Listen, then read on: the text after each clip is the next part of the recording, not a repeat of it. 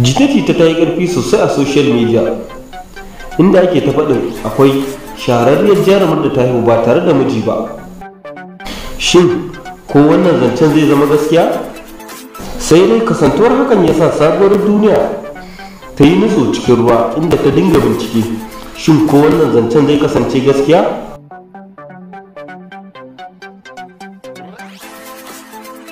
Ko da yake dai mun yi iya bincikenmu, amma duk binciken da muka yi san mu ba mu iya gano wannan wace shahararriyar jaruma wacce ta haihu ba tare da miji ba. Ko da yake dai wannan ba wani sabon abu bane a masana'antar Kannywood, domin kuwa yaɗa jita-jita da farfaganda ya kasance abincin wasu ne a ciki. Ko da yake dai mutane da yawa sun karkata zarginsu zuwa ga shahararriyar jarumar nan wadda aka sani da Bilkisu Shema. Tun bayan wani hoto da ta dauke da jariri sabuwar haihuwa a hannunta. Hakan ya kasance ne tun bayan shafin Kannywood da suka ɗora hoton na Bilkisu Shema dauke da jaririn.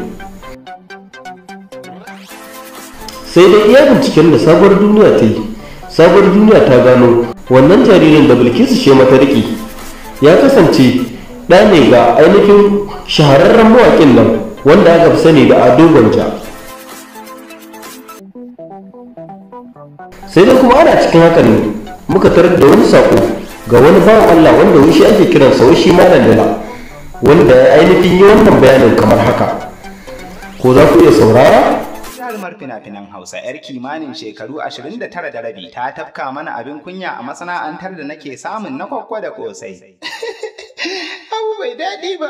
Ita dai wannan jaruma wankan tarwaɗa ce, sannan ba ta da tsaga a fuskarta, haka zalika ramamma ce. Ba kuma mai kiba ba, sai dai kuma ni Malam Dila idan na sanya gilashi ina ganin ta a matsayin shirgegiya. Jarumar ta yi karatun boko daidai gwargwado, sai dai kashi matsalar ta guda ba ta jin turanci sai Hausa. A-I-O-U-E irin namu na da. Bugu da ƙari, ita wannan 'yar fim ba a cika kiranta da sunan babanta ba, an fi kiranta da sunan wani fitaccen fim da ta yi wanda da shi ake mata lakabi a sunanta.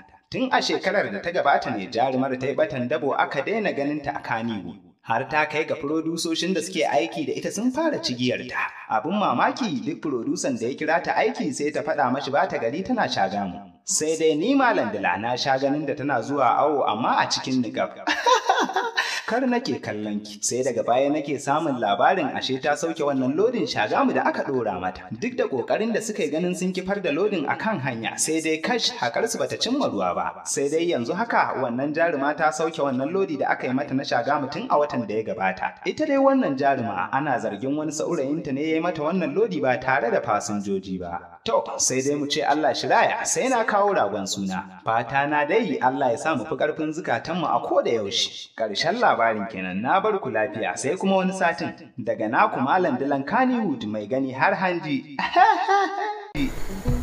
To jama'a, shin ko Malam Dila zai iya faɗa mana wannan shahararriyar jarumar? Ko Malam Dila zai ta ci gaba da barin mutane a cikin duhu?